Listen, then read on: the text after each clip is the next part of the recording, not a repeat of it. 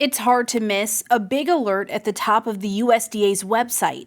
The message is simple but serious. No SNAP benefits for November.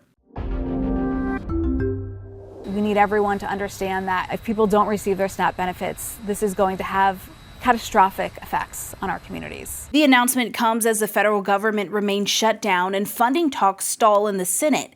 The USDA is telling states to hold off on sending SNAP funds until further notice. Here in Nebraska alone, that means roughly $27 million in assistance won't be issued in November, at least not yet. Across the Missouri River in Iowa, the impact could be just as severe. According to the Iowa Hunger Coalition, about 270,000 Iowans could miss out on nearly $45 million in SNAP benefits.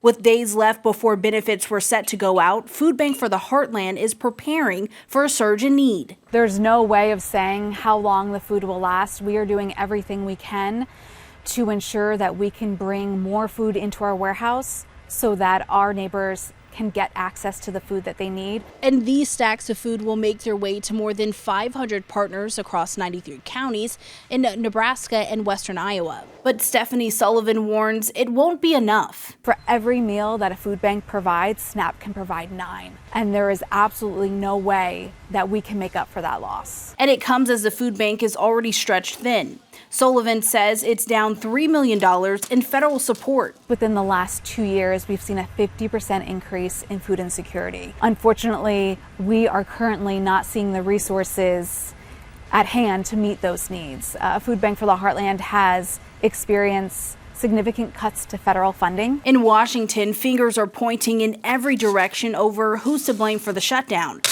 The Trump administration is blaming Democrats. The USDA says because of them, the SNAP well has run dry. But the Center on Budget and Policy Priorities says that claim is false and that the government could send SNAP payments despite the shutdown.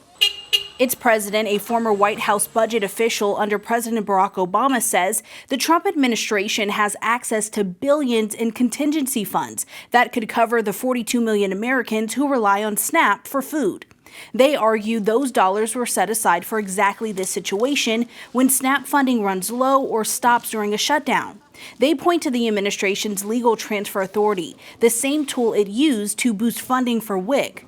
Nebraska Appleseed says applying it to SNAP could have a huge impact.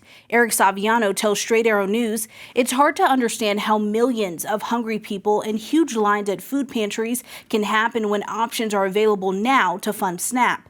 The USDA and Trump administration need to step up and use their authority to fund November benefits, as we think they are legally required to do, and avoid 150,000 Nebraskans starting November without the food assistance they need. And now a new lawsuit is challenging the inaction.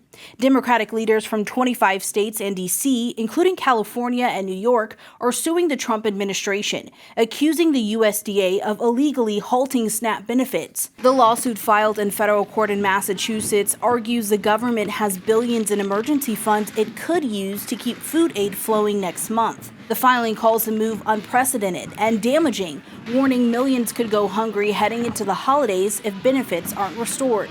In an internal memo, the USDA says it doesn't have the legal authority to use contingency funds for November SNAP payments.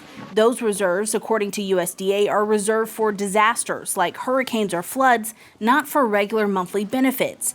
The memo ends with one message. The only way to keep SNAP running is for Congress to end the shutdown and pass a funding bill. For Straight Arrow News, I'm Kaylee Carey. For more stories based in Nebraska, visit SAN.com or download the Straight Arrow News mobile app today.